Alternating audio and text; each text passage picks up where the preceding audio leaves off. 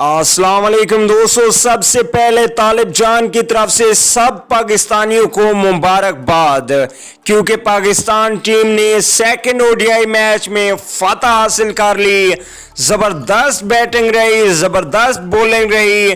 किस खिलाड़ी ने कितने स्कोर किए और किस बॉलर ने ज़्यादा विकेट्स ली, आइए मुकम्मल तफसील आप लोगों को इस वीडियो में बताते हैं। लेकिन उससे पहले इस वीडियो को लाइक कर दीजिए और अगर चैनल पे फर्स्ट टाइम है तो बराए मेहरबानी चैनल को सब्सक्राइब करें और साथ में लगे बेल के आइकन को जरूर इनेबल कर देना है। चलिए दोस्तों, सबसे पहले बात कर लेते हैं बैटिंग की, जो कि पाकिस्तान ने टॉस जीतकर पहले बैटिंग का फैसला किया। पाकिस्तान की जानिब से जबरदस्त स्कोर करने वालों में से टॉप पर हैं बाबर आजम। बाबर आजम ने शानदार सेंचुरी स्कोर की, 115 रन बनाए, 105 गेंदों का सामना किया, 4 छक्के और 8 चौके लगाए। फखर जमान भी जबरदस्त रहे, 54 रन बनाए, 65 गेंदों का सामना किया। हारिस सोहेल 40 रन बनाए, 48 गेंदों का हारिस सोहेल ने भी सामना किया।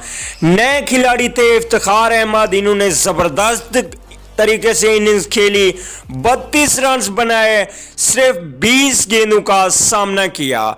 पाकिस्तान ने टोटल 305 रन बनाए और 6 रन का टारगेट दिया।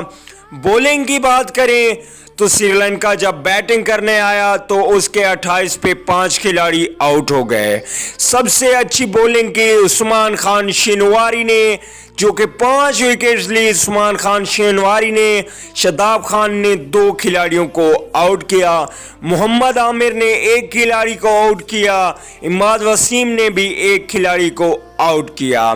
पाकिस्तान की जानिब से ज़बरदस्त बॉलिंग रही उस्मान खान शिनवारी ने 10 ओवर्स में 51 रन देकर 5 खिलाड़ियों को आउट किया और मैन ऑफ द मैच करार पाए।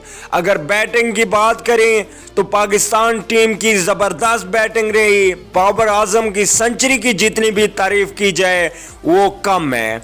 उसके बाद श्रीलंका टीम 238 रन पर आउट हो गई और पाकिस्तान ने इस तरीके से 67 रन की शानदार फतह हासिल की।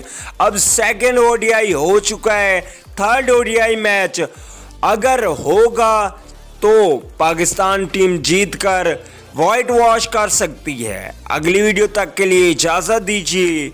अल्लाह निगहबान।